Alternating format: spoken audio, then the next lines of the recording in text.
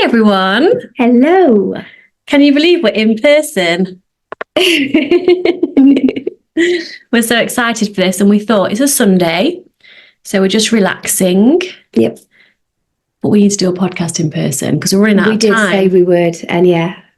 So here we are, and we have some questions that I asked on my story yesterday. Let's dive straight in, shall we? Yeah, my eye is bloodshot. You can't tell on Zoom. Can you tell in person? Wait, that one. A little bit, not much. Why can't you tell on Zoom? I can't even see myself. The podcast, I'm sorry about this because you're missing out on the video. Okay, so let's dive straight in. The difference between therapist and coach and our experiences of both. Since you're a guest in my house, would you like to go first with this one? Sure, yeah. So I have had 2 therapists and 2 coaches for recovery. My first therapist was not anything to do with eating disorders whatsoever. It was just, I was desperate to find somebody. I was in a really bad place, and my friends found this therapist. To be honest, he was completely pants, and he didn't understand anything to do with eating disorders. So that is the first thing I would say, is you need somebody that has experience with helping people with eating disorders. Definitely. So I then had a different therapist who did have experience in working with people with eating disorders. My experience was, she was probably what I needed at the time for a short time, but I just wanted to get on and recover. I didn't want to do the softly, slowly kind of approach. And so the first couple of sessions with her were great because I was just so fucking scared. Just actually being there was a huge thing for me to do. But then I kind of felt like I just wanted to get on, and I felt like almost like I was being held back. And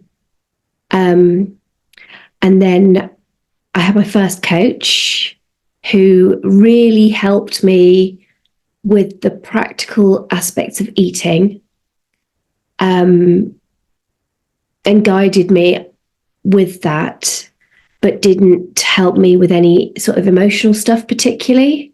So I'd say the difference between the therapists and her was the therapists were very, very softly. The first coach was very matter of fact, this is what you need to do. And I guess I probably feel now that was more mentoring than coaching. She was giving me a set of instructions, guideline to follow. Yeah. And that's what I did. And then I met you, and the world changed. And I started to, well, you asked me questions. That's made me official coaching. Yeah. You made me look at inside myself and finding out what was going on. And you were the first person to say, so what are you afraid of? Gaining weight, and what does that mean? And what does that mean? Yeah. And for me to actually explore the reasons below the reasons. Other than just a set of instructions yes. to do the behaviour side of things. And that was absolutely what I needed to properly recover, to not just weight restore, but to find out who I was and to get curious. And yeah, so to me, from my experience, and I'm sure every single person is going to be different. Yeah. Each of the therapists, each of the coaches I had were very, very different. But to me, the difference between true coaching, which is what I had with you, and therapy was uncovering my limits and facing my own truths. Yeah, I agree. So for me, and let's speak to our friend Harriet Frew, who is a therapist, but I know she's very much whether she agrees with this or not, I see her as a coach slash like I do. therapist, like Yes. both. But so her aside, the therapists I've had, and they've been named different things: psychotherapist, counselling therapist. When I was in the anorexia, I didn't want to be there. So no matter who the therapist was, it wouldn't have made any difference because I was sat there with my arms crossed the whole time and just shaking my head or nodding and not wanting to speak.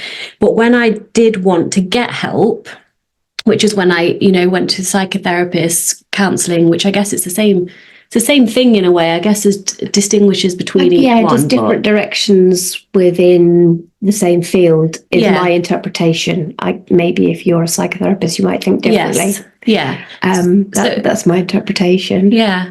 So I had different ones, and I learned, I want to say I learned a lot. I learned some stuff, but not enough compared to coaching, which is why I became a coach and not a therapist, because then I had coaches. So therapists helped me not even go that deep actually. I found it was about coping mechanisms, giving me coping mechanisms to deal with what was going on rather than uncovering and sorting out what was going on. Absolutely, thinking back actually. So it wasn't even that deep rooted. We spoke a bit about mum and dad, but not really to the depth of what I support clients in going to. And there wasn't really a lot of action. And the biggest difference that I see or saw, and that's why, again, I became a coach, is that feeling of when you hire a coach, a good coach, you feel like someone's with you on the journey. You're not just seeing them once a week or twice a month and the session, and they care in the session. Not saying they don't care out the session, but you know what I'm saying. There's a difference between a coach being so invested in your journey too, with message support in between, any questions answered. It's almost like a journey you're on together. Yeah.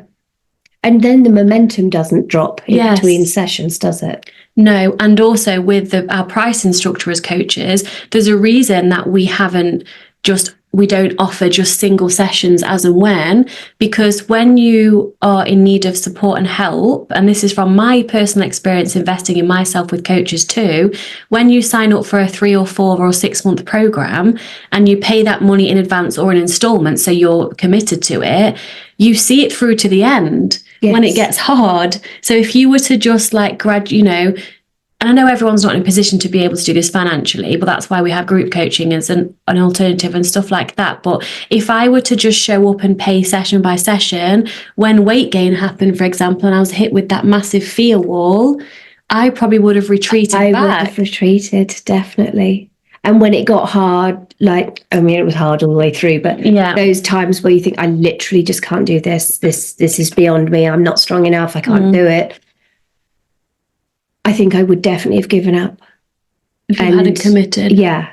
And definitely paying what to me was a big amount of money. Yeah, it is. Really was part of the commitment, because that was, I suppose, the first step to self-love. Investing, I like a better word, investing in yourself. Yes. And in your journey and having that skin in the game, you show up because it's like, holy shit, this kind of needs to work. Yeah. And it does. Although with the one-off sessions or single sessions, I do actually do that now for clients that have finished their block and they're doing really well but just want to check in occasionally. Because they've done the work, as it were. I mean, the work never ends, does it? But that makes sense, though, because they've had that strong they've got that strong foundation. Yeah. I mean, we did that as well, actually. Yeah, we did. So that's our take on, and again, like Julia said, every single person is different. Every therapist is different. They may work very much like a coach, and every coach is different.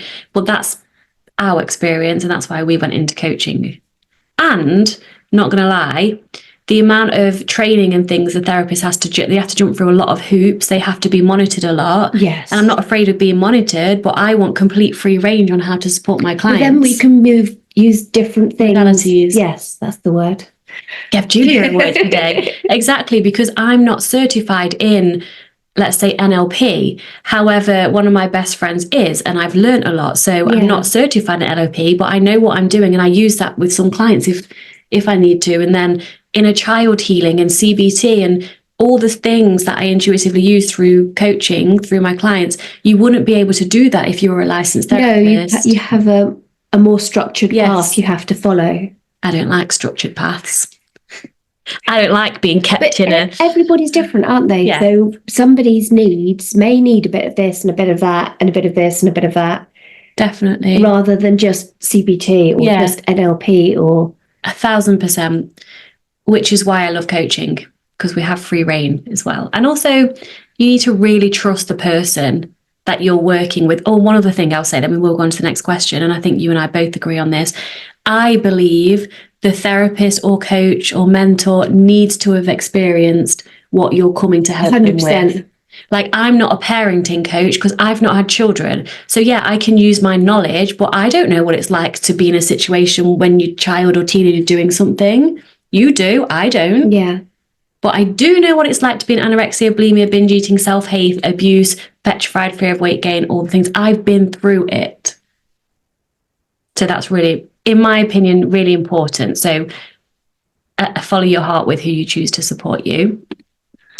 Oh, we're looking at the questions.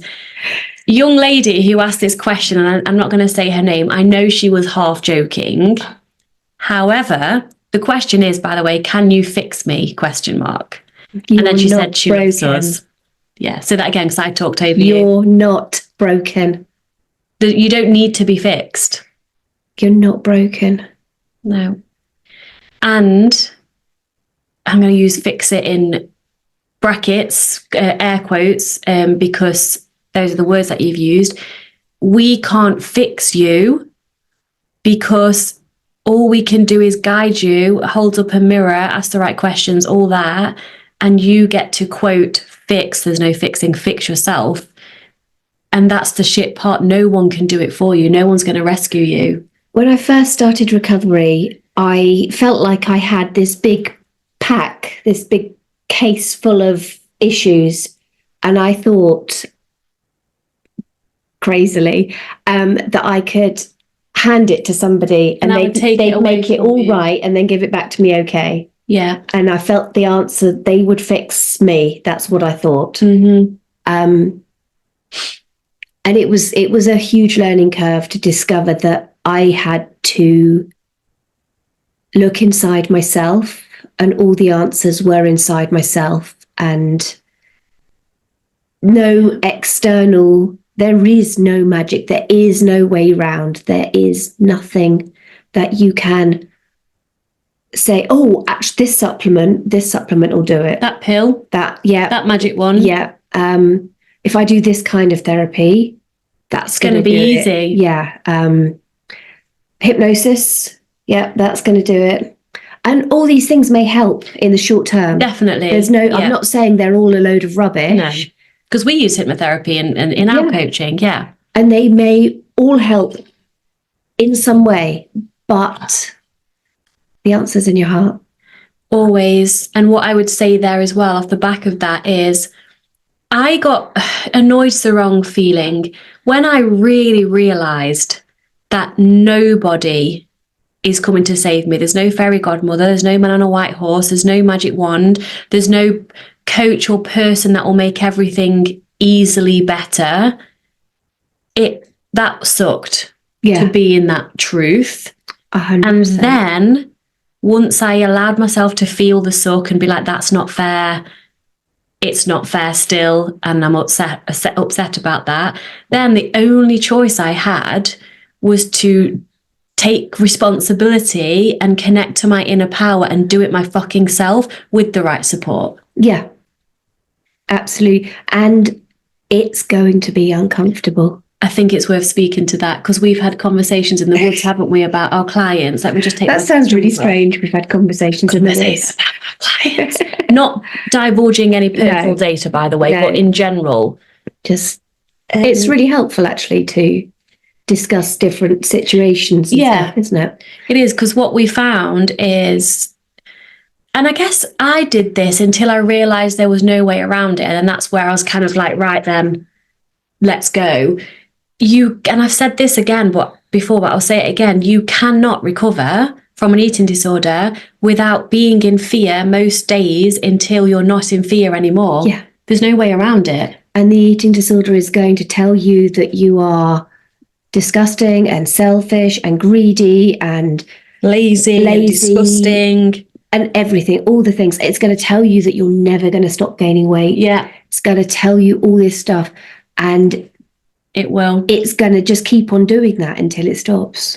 And the only way it stops is, this is so counterintuitive, to go against what it's telling you, because you train yourself by your behaviors. I think I've even written this down here on one of my little post-it note thingies. You teach yourself by your behaviors. So why not teach your brain? Your brain currently has an eating disorder. You don't, because you're not your brain. It's really worth noting. So teach your brain not to have an eating disorder by doing actions, as well as, of course, the inner child work, the emotional support, all the stuff underneath, by doing the actions of someone who hasn't got an eating disorder. And then the fear does go. We promise you. How many times did you cry, and me, over porridge? Every day, for ages, every day. Yeah. And the actions that you need to take, the practical actions, I'm not talking about the inner child, the deep healing and stuff. Yeah, because that needs to happen too. But the practical actions are really exactly the opposite of everything the eating disorder says. So that's quite simple. Not easy, but it's simple. It's simple. It's not easy, but it is simple. So the eating disorder is like a reverse instructor almost. Oh, I love that. So when you're having toast and the eating disorder is like, only put like a scraping of butter on. Yeah. I would be like, do you know what? I'm going to fucking put too much butter on, whatever too much Make it drip. Yes. And you do that with repetition and consistency, and share with your coach who can celebrate the shit out of you. Definitely. And support you through the fear of weight gain and all of that. And ultimately knowing that this sweet souls question is coming from a lot of unworthiness, feeling unworthy of recovery, unworthy of being happy. The only issue with that is, which is why it's keeping you stuck, is nothing, even us with multiple permission slips, can tell you you're worthy enough. You've got to just choose that yourself. And I know that sounds like so untangible. Is that a word? It is now. It is now. It is now. But you have to just decide. Even if you don't believe it, it's a decision, isn't it? The word decide comes from Latin, which means to cut away. You make your mind up that I deserved it. I didn't think that, though. Help me out here. I'm talking about bullshit. I worked it out with, well, I didn't work it out, you helped me. But what, if I wasn't worthy, if I wasn't good enough, right? Why? What had I done so wrong that would make me not good enough? And what would I look at in others that would make them not good enough? And like, not good enough to eat, not worthy of having food. And I couldn't think of a single reason why even people who I thought had done some awful things, like murderers and abusers, child abusers and all that sort of thing, or even like Hitler, he still deserved to eat. He was still deserving and worthy, good enough to eat, because he was a human being. And that comes with being human. Yeah. And everyone's either doing something it's an act of love or a cry for love. And that's deep spiritual work, to be able to be open to seeing that. Because obviously what we're saying these people have done, it's never going to ever fucking be okay. Never. No. But in their world, oh, absolutely, yeah. Unless someone wants to torture them and kill them, which isn't love at all. No. So every living being, is deserving of eating, and we wouldn't have been designed to eat as a necessary part of our survival if we didn't all deserve it. If we weren't good enough. So although I didn't feel like I was good enough, I didn't feel like I was worthy, I couldn't find a good enough reason intellectually to not be. Yes. And I think that feeling of not being worthy is like, it's deep shame, isn't it? It's shame of being human. It's a shame of being who you are. But you can use your intellect, like you did, to, even if it didn't feel true, to it didn't feel understand. true, but logically there was no reason why I wasn't good enough. And you wanted recovery. And I wanted to not hate myself. Yeah. And so you went on that journey, and here you are. Yeah. Doing the opposite of that, which is really cool. So sweet blank name, who I almost said, you don't need fixing. You have everything you need within you. You just need to literally decide. You and I both fucking know that you can do this. It's the decision. Can do it so much. It's the decision. She's waiting for permission that only she can give herself. Yeah. So give yourself that permission now, not tomorrow. Yes, now. Stop waiting. Stop saying for what? For what? And nothing in your life is more important than your life. Nothing. Even if you have to stop everything. Yeah. In order to actually your live life again. is more important than everything. Yeah. So you've totally got this. You know who you are. And do it. Just do it. As Nike says, just do it. I love that slogan. Yeah. Oh, I love this question, didn't we? Yes. I was excited by this. This was where my mindset, wasn't it? Yeah. This was your tips on gaining weight in the beginning stages. First of all, you're bloody amazing for coming at it from that mindset. What a question. Brilliant. Absolutely brilliant. Because why do we love this question so much? Because it shows you want to get better. You are absolutely committed to recovery to ask that question. Yeah, 100%. Yeah. You probably have absolute fear about gaining weight. If you didn't, you wouldn't be where you were, exactly. Right? Yeah. But wow, brilliant. Hats off to you and celebrating you so much. Me too. Can I go? Because I'm like revving. Yeah, go. I'm like raring to go with this. So to answer the direct question, tips on gaining weight fast in the beginning stages. Number one, visit your doctor and get some bloods done and have regular checkups just to make sure you're not going to be at risk of refeeding syndrome. Yeah. That's out of our jurisdiction, but you just need to be working with a doctor with bloods, right? Because you had to do that too. Did, yeah. And then after you've set that up and those appointments up, I would start with as little volume as possible, with as much nutrition and calories as possible. So I love this one. Literally get a tub of Ben and Jerry's and melt it and just drink it. I'm not joking. Make a smoothie out of it. Anything that you can do to get as much density as possible without the volume of, because it's going to be harder than digestion. It's really hard to have a lot of volume. Cheese cubes, nuts, chocolate, coconut oil, olive oil, lots of butter, nut butters, chocolate spread. Oh, Nutella. I used to drink Nutella. Not that I wanted to, but I was in the feasting mode and I couldn't not, which is a good thing. I tried to make all my drinks count as well. So I had those milkshakes and stuff as drinks because they don't. That's a great idea. Yeah, the weight gain milkshakes. Yeah, they taste rank, but it works. I ate a lot of stuff that didn't taste great, to be fair. But you were committed to recovery, though. Yes. Yeah. Belvitas in the night. Yeah. I mean, they're not especially like highly. I have those at the beginning, but in the early stages, I was just looking for things that had, as one of my clients says, concentrated calories. I love that. Brilliant. We don't want to be looking at calories, but if you at the end of the day, let me put it this way. Anyone with an eating disorder knows about nutrition. Yeah, 100%. They know if they're looking at a Mars bar or a protein bar, if they want to gain weight, which can be part of recovery for some, especially from the anorexia recovery, you need to choose the Mars bar. Yeah. Fudge. Oh, I love fudge so much. Fudge, these types of stuff, it's not rocket science, but there's going to be a lot of fear there. And so as little volume as possible to support your digestion. And obviously you'll have a fear of fullness that you would need someone to support you to work through. I pretty much cut out fruit and vegetables actually in the early stages. Yeah. Because your body has to work so hard to digest them. Yeah. And the more processed foods you can have, and it goes against everything you've learned in nutrition and everything that's in the world and diet culture and stuff. But that's the easiest stuff for your body to digest because the processing has done part of the work for that digestion. Exactly. And if you're worried about, getting enough vitamins and minerals, etc., take a really decent multivitamin and a good probiotic and fish oil and vitamin D. Yes. And one more, calcium. magnesium. So magnesium before bed, ideally with magnesium and calcium mixed, because the calcium is needed for the magnesium to be absorbed before bed.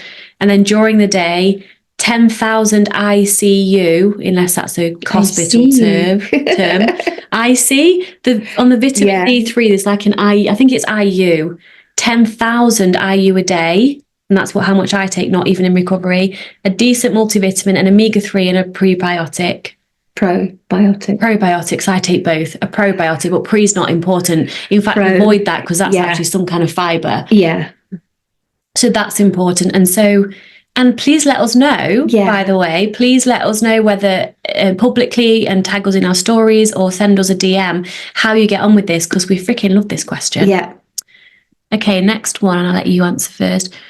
Oh, this is from our lovely friend Carla. When did you realise that you're going to be friends forever? Which is a great question because we work with a lot of clients, right? So we can't be friends with everyone, obviously. I'll let you speak first because we chatted about this earlier and we both had exactly the same realisation, didn't we? Yeah. So, I mean, there was always a connection, a really good connection throughout the coaching. Yeah. And then I came over here, Netherlands, for a self-love day. In coaching, like under the coaching umbrella. Yeah. And very amazing, very challenging. Don't give me secrets. No, I'm not going to give you secrets away. Wow. I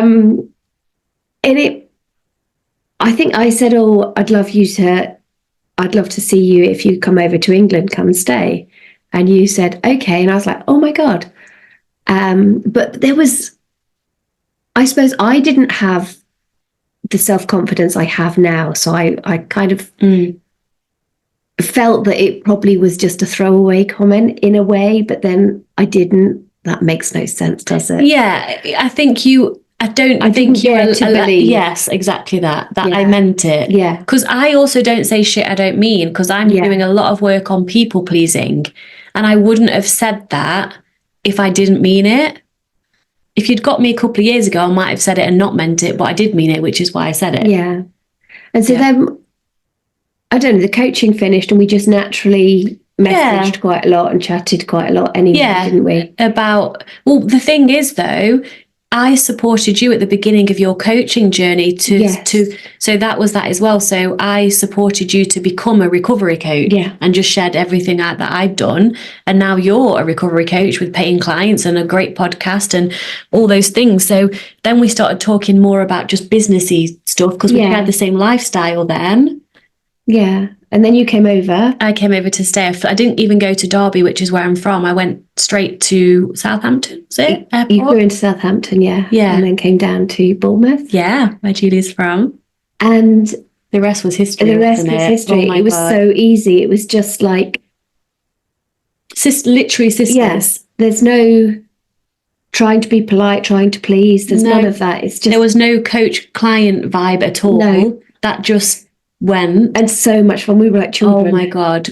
Playing our inner children are obsessed with each other, aren't they? Yeah. So probably much. not, it's a bit weird, but they just love each other so much. Yeah. And now it's the same. Isn't it just amazing? I can't even go home tomorrow. I know. I don't want you to go home tomorrow. It's just so easy. It is. And she's even cooked dinner for us as well. It's just so easy. I can't describe it. It's such a beautiful. So to answer, okay, how do we answer the question directly? When did you realise? When I came over to stay with her and our inner children connected. We had so much fun. I felt like I was home at your house. Yeah, just the fact that it was so easy. That was almost like too easy. Yeah. Yeah, I can't describe it. Yeah. So we knew before, but we knew consciously when I came to stay. Yeah. And I'm so happy I did. And I'm so grateful that Julie found me because it's getting dark. Because Julia said to me in the consultation call, and she was right, and she helped me change my website a little bit. She said, your website is aimed primarily at binge eating recovery, which it was. Yeah, and I'd never binged in my life. No. So what makes you in alignment with me or something. You didn't ask it like that, but you No. asked something like that. And I just shared from my heart. I can't remember what I said now. And then that encouraged me to actually tweak my website a bit, because I do help women in all different kinds of stages of eating disorders. I know binge eating is a response to restriction anyway. Only the one we were chatting about, binge eating disorder with no prior restriction, is different. And I help women in all eating disorders anyway. So yeah, I'm so grateful that you found me. So am I. Oh my so God. grateful. And I've met her husband, Dave, as well, who's actually epic and hilarious. You would have met him through Julia's podcast. Great guy. Oh, yeah. Shall we leave that one till last? Because it's a little bit different to that one. We've got 2 questions left. How did you deal with not knowing what you'd look like at your set point? Great fucking question. Can I go first? Okay, so ultimately, it doesn't matter what you look like at your set point, because you are not your body, you are not what you look like. But that doesn't really answer the question. How did you feel about not knowing? Terrified, to be quite honest. I was petrified. Absolutely. I thought I was going to gain weight forever and just get fatter and faster and faster and fatter. And then I had the thoughts of like, well, is restriction better then than that? Oh, yeah, definitely. Yeah. Yeah, definitely. There was several times where I was just like, I can't. Yeah, ready to go back to the eating disorder. Yeah. But you have a great coach who's been through it and who also knows the science behind set point weight. That was a game changer for me, actually, to read up and educate myself, because my coach at the time didn't know this. So, throughout my journey, I've had different coaches, but none of them were like me or you, because they just weren't. We put everything together that we've learned. Yes.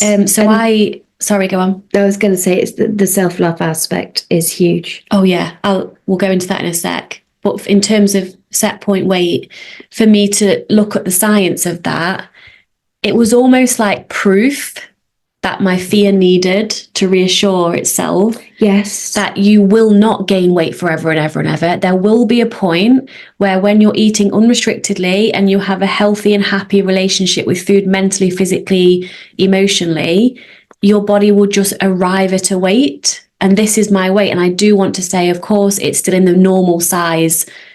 No one looks at me in the street. Well, who freaking knows? They might. I can fit in a seat. I'm not worried about shopping at standard clothes. So I have recovered in a slim body. So I want to point that out. But that does not take away the fact I would rather have died than gain weight at one point. So I just want to also validate my own experience there and say that I was petrified. With regards to the science of the set point weight, though, I'm sure most people's eating disorders, and mine certainly did say, well, what about people who are in supersized bodies? Absolutely. And my answer to that is, there's so much I feel that that's almost an eating disorder in itself. That could be binge eating disorder without any restriction. Your body's natural set weight range will be where you are at your optimum health. Yes. And you can be either side of that for any number of reasons. Yeah.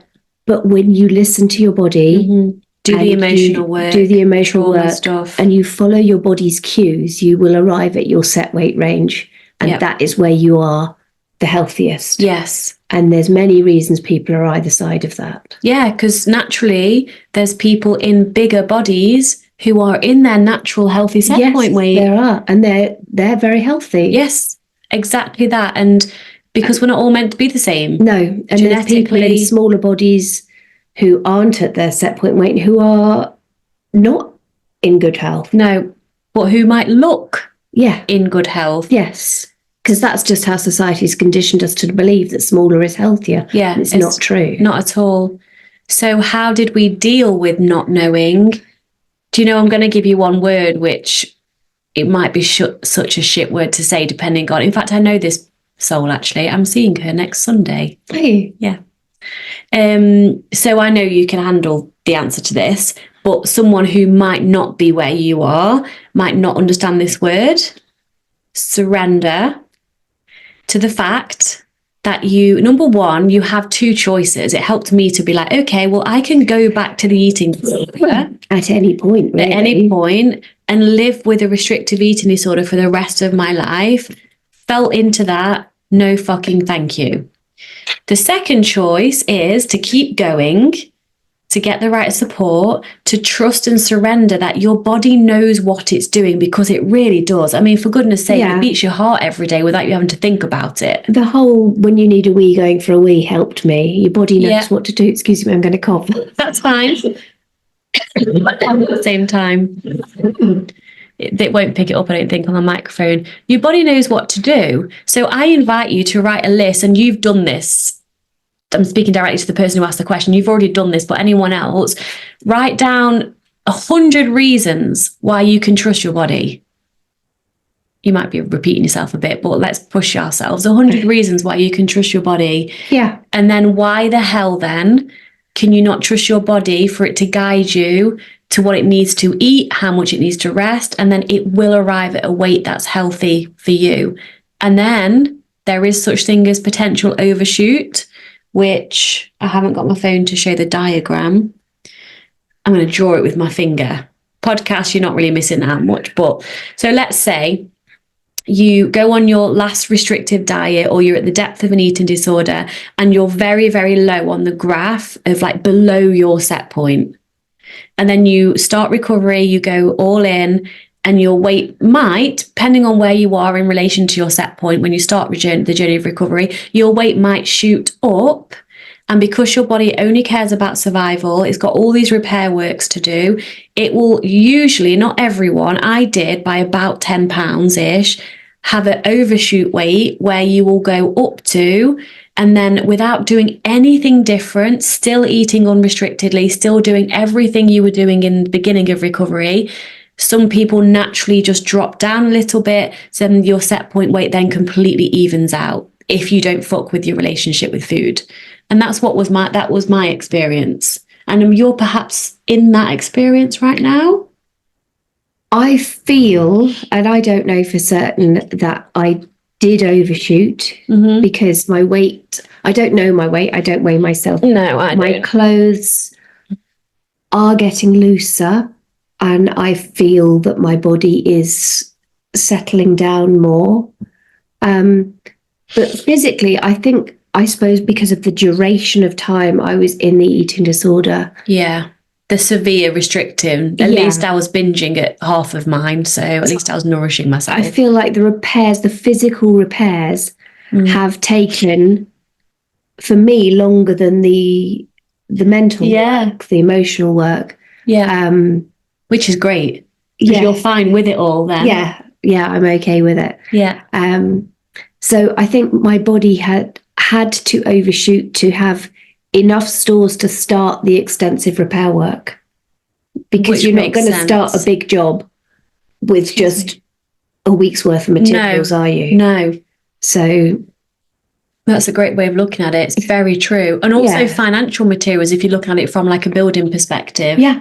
If you're going to run out already, then what's the point? You're not going to re-roof your house when you've only got tiles for one corner. Right? The rain's going to come in.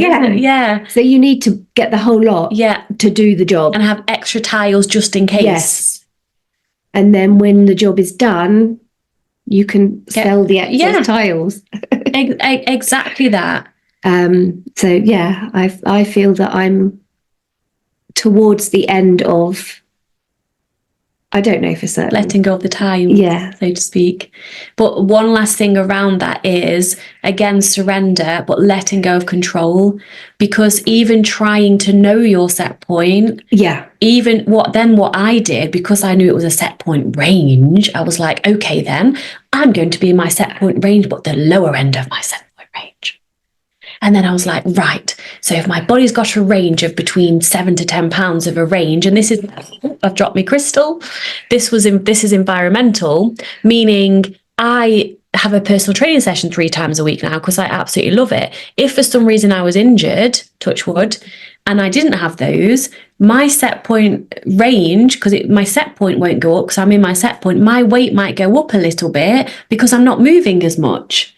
But it's within a range. So everyone's different between around 7 pounds of a range, depending on your environmental factors. So I wanted to then control the part of the set point range I was in. But then that's restriction, that's fucking with your food, and that's actually doesn't work, because then I had the rebellion binges that got me out of my set point range in the higher side. So I learned over and over again through trial and error, all you can do is surrender, trust, listen to your body, eat unrestrictedly, do the emotional work. Yeah. And I would say, don't be thinking, I'm in an overshoot, this is going to change. Yes. I did that for ages, and it's only when you let go. I let go and said, actually, this is the body I'm in, and I'm just going to accept her and stop wishing for change. Stop checking every day to see if the edema is going down. If just, this is my body today, this is me. Tomorrow, this is going to be me. And stop hoping for different, just accepting what is. Amen to that. That's a big one. Yeah. Because we only have now. So in the future, we could gain weight, lose weight, stay the same weight, but we only have now anyway. Yep. So, and that's what Dawn shared with us at meditation. What didn't she? Just for today. Yes. So just for today, I'm going to practice. It's a practice, and it's a state of being, to be in acceptance and surrender. The body I have. Yeah. Just for today. And then tomorrow is another just for today. And then before you know it, including all the recovery work you're doing, you're no longer afraid of weight gain. I never thought those words would ever come out of my mouth. I'm not afraid of weight gain. Are you? No, I'm not afraid of weight gain. I mean, if I had a magic wand and I could wave it and choose exactly what size I wanted to be, it probably wouldn't be the size I am. Yeah, same. But we don't have a magic wand. We don't have a magic wand, and I am not prepared to give up any of the other gains I had. No. Just no way. To have my body looking different. Because our values have changed now too. So yes, it would be nice for me to have my six-pack back again and blah, blah, blah, blah, blah, with all the fitness stuff I was in. But it's even that's a conditioned mindset though, isn't it? Yeah, it's just wouldn't it be nice? Yeah. And I don't even think about it unless it's brought up in front of me, or someone asked me the question directly, or we're being honest with you now. Yeah. Wouldn't it be nice? Because my value isn't appearance anymore, so I don't value it anymore. One thing I find interesting though, although if there was a magic wand, and yes, I would change how my body looked. Although I don't love how my body looks now, if I think back to when I was in the eating disorder and my body was a lot smaller, I hated my body. I hated how my body looked, even when it couldn't have got much thinner because there wasn't much left to lose. Can't lose skin. No, I still thought I was fat. I still hated my body. So there's nothing to lose. There's nothing to lose, really. You don't have to love how you look to be so fucking happy in life. Yeah, you can accept how you are. I love my body, not for how she looks, but for the fact that I'm still alive. Yeah, we were talking about that yesterday. Just how are you still alive? I have no idea. Nope. For everything, all the support, just everything. She's kind of cool, isn't she, your body? Yeah. My body is too. And can we just point out how red my face is? It does that, doesn't it? My face is so cute because I have no makeup on. When we go outside, and we did this morning a lovely walk in the woods, and it's a bit cold, when I get cozy and warm, those of you that are not, it looks like I've got a mask on, a white eye mask, doesn't it? Why aren't your eyes red? No idea. But that's what my face does. And I used to hate it about myself, but now I think it's quite cute. But what I will add to that before we move on to that not complicated question, but the last one is, oh my God, wait. Oh, it's gone. It's gone. It'll come back. It'll come back. You were just talking about accepting the weight gain and everything. Oh, it's come back. Thank you. So I did. So Julia shared that she didn't like her body in the thinness. The anorexia I didn't. I'm talking specifically now about the bulimia. So when I was binging, purging, repeat, I did like the way my body looked. So I think that's worth saying, because a lot of other people do have the experience Julia's had where she didn't like her body, but I did. I mean, it was never good enough, obviously. It was never good enough, but I loved the way, I mean, looking back now, I think it's way too much. But at the time, I loved the way my body looked. I was proud of my leanness and muscles and blah, blah, blah. But even still, giving that up was worth it to gain weight and to gain the mental freedom and the self-love that I have. It's worth it a million times over. So I guess it all depends on what you want more. Yeah. Because if you're in an eating disorder and you say you want to get out, and of course you do, how do I say this without offending anybody? Because everyone's story is different. And, you know, there's things like ADHD and autism and everything that kind of can encompass this. In my opinion, professional and personal, and I ask how Julia feels about this, but I already know because we chat about this stuff all the time. The pain of staying where you are has got to be worse than the pain of change for you to make a change. Yes. Otherwise, you will stay stuck in wanting to, reading about it, doing a course, reading another book, and not actually doing anything. Just learning about it. And on that point, I think there's a point partway through recovery when the pain of where you were and how awful it was has faded a little. Oh, yes. But you're still in the huge pain of trying to recover. And weight gain. And then the pain of where you were looks better than the pain of recovery. So glad you brought that up. So what would be really helpful for you to do for yourself right now is to write yourself a letter of how shit living in the eating disorder really is and how you really feel, so that you can read it when that part in the middle comes and you think the eating disorder wasn't so bad. I literally have tears in my eyes because I'm so glad you brought that up, because that was huge for me. Yeah. The weight gain came, and like I said a bit ago, I was like, I think the eating disorder is better and I want to go back. But that is not true. That is like anyone that's had an ex-boyfriend who's perhaps been abusive or whatever, and then it's so bad you break up with this person and they hound you and send you flowers and things, and then you start to think, oh, maybe it wasn't that bad. So bad after all. You know, we had all these good times. Nope. Don't go there. So write yourself a letter. Yeah. In depth, in detail. Of how shit it is. And how you feel. Even the horrible, like the day-to-day. Yeah, the side effects of the laxative abuse and all that, all the awful stuff that you don't even want to think about because it feels so awful. Yeah. Write about it. And like, I'm so glad you brought up Julia. And then how you say, it won't always happen. No. But it happened to me, and it can happen to me a lot. Yeah. When you're thinking, I can't do this. It's too hard. I want to go back. It's too hard. What if I'm the person who recovers in a bigger body and still has a mental eating disorder and is actually worse off and still in the eating disorder? It's impossible for that to happen if you do the work. Impossible, because you're a human. You have a brain which can be rewired through repetition, consistency, and with a coach like Julia and I, who actually knows what they're talking about and who's done it themselves. The emotional work, the support, of course you will fully recover. Yes, and the way you're feeling that the eating disorder doesn't seem so bad after all is evidence that recovery is already helping you, because you're already feeling better than you were when you were in the depths of the eating disorder. Because you're forgetting about the, I guess is it like pregnancy or not? No. Okay, I don't know. So, because I think of pregnancy, then I think, holy shit, why do people have babies again after? Oh, yeah, you forget the pain of childbirth. Yes, 100%. Yeah. Well, you don't forget the pain, but it's not so bad. Well, that's different because it's a loving biological thing to create life. Still hurts. Yeah, I can imagine.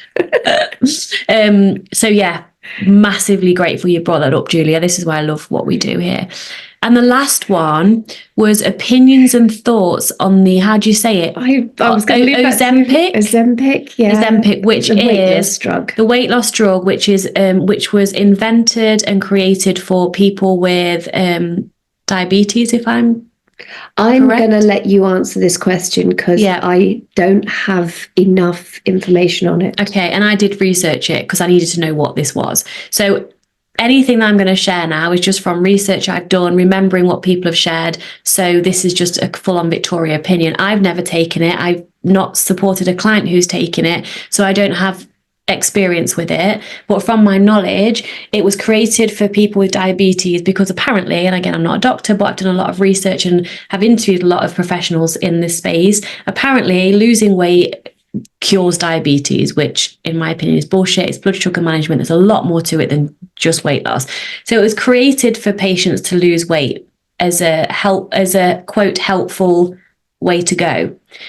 However, I've heard there are extreme side effects because what it does when you inject it, I think you inject it, I'm not sure, like every so many weeks or every month or something like that. And when you inject it, you can feel extremely sick. They even advise taking a few days off work if possible because you feel that bad. And what it does is it delays digestion. So it almost, like I was saying to you, Julia, mimics when someone's in anorexia. If they eat at all, your body will cling on to as much of it as possible, obviously, because it has no idea when it's going to get food again. Yeah. So taking this drug injection thing, it keeps food in your stomach for a very long time. I think it's called delayed gastral emptying, something like that. So you don't feel hungry hardly ever.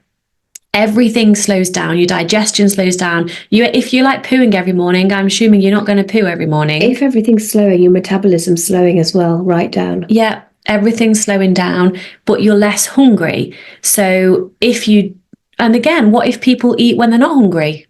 Because I do. Yeah, I do. Yeah. So again, I've not experienced this, but from what I'm aware, there's a lot of side effects that you apparently just get used to. And then that's how you lose weight because your appetite goes. But two things I will say on this. Number one, not going to lie, if this had been on the market when I was in the eating disorder, so before I was 30, I would have given my entire life savings to get this drug. I would have probably cut my arm off to get this to lose weight. I would have given anything to lose weight. So I would have been on this bandwagon 1,000% in the eating disorder.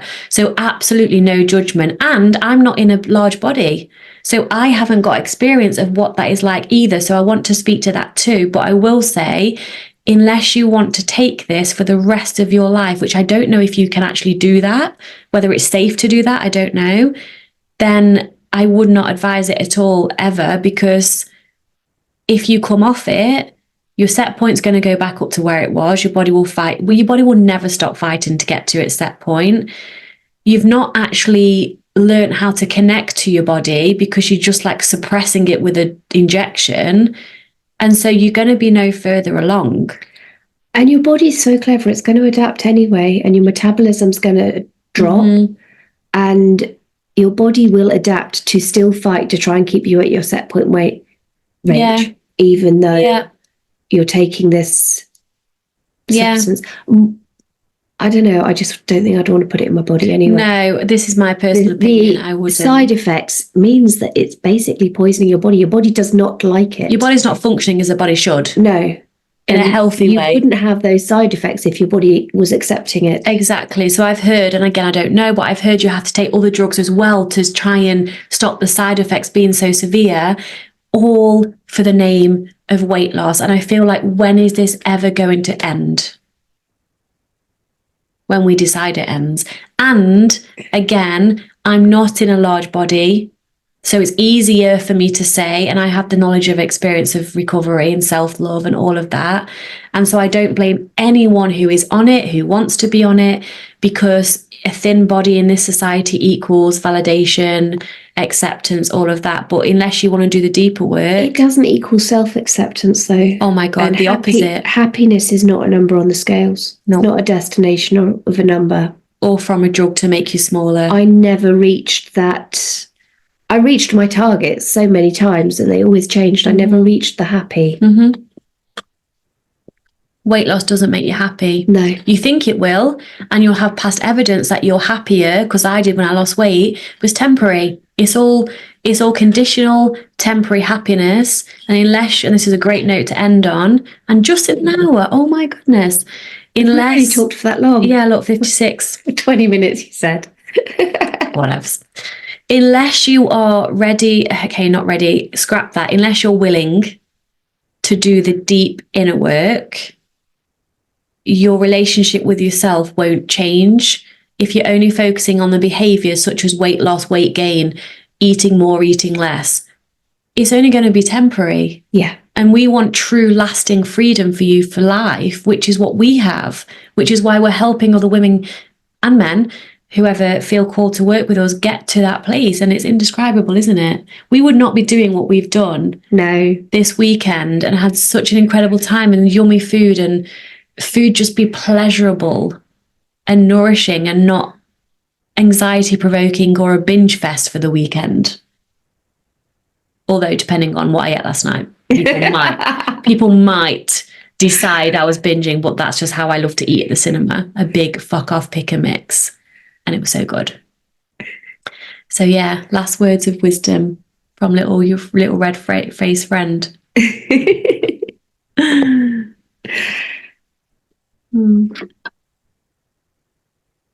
It's worth it. Oh, 100%. What you gain is so much more than just weight. It really is. Just so much. It's what I weigh is insignificant now. Completely. Like actually, not even pretending it's like it actually completely is insignificant. Yeah. It doesn't, if somebody doesn't accept me for the size body I'm in, then they're not my person. No. And they're judging themselves for their size body because everything's a mirror. So if you want to be free, fully recover, you deserve more than, what is it, Casey recovery when you I don't know. I always think it's quasi. Quasi. But I don't know. I don't know. We should know this. Well, actually, we shouldn't, because we don't live in the... Everybody says it's differently, though, so I hear it differently. You deserve more than part recovery, than almost recovery. You deserve to be free. Yeah. And free is free, full stop. Not half not conditionally free. Not conditionally free, free, full stop. Yeah. And we are, and we can do it. And I swear to God, I know that a lot of people say, if I can do it, so can you. You really can, because we didn't think we could. 40 years. Like Julia had 40 years in severe restriction. Yes. I had 5-6 years in anorexia, and the rest of my years was spent binging, purging, dieting, like yo-yoing up and down, up and down. And I just had no self-worth at all. No. I was just scared of everyone and everything. You was very scared when I first met you. And I've always been bold, but I was scared of weight gain. Petrified. Anyway, 59 minutes and 15 seconds. Wow. And we'll do another one. We just won't be we will be in person, because I'll go to Julie's, but it might not be for a couple of months. So we'll do another one over Zoom. Yeah. So as always, we do love your feedback. Yes, definitely. Love your feedback. Love your questions as well. We love, because otherwise we'd have to make our own questions up, and it's not as fun, is it? No. We want to support you with what you need support with. So keep sending you questions in. Please tag us and share on your stories, and encourage people to listen to this. And we love you so much. You can do it. We believe in you. 1,000%. And we know you can all do it. Much love. Bye. Bye-bye.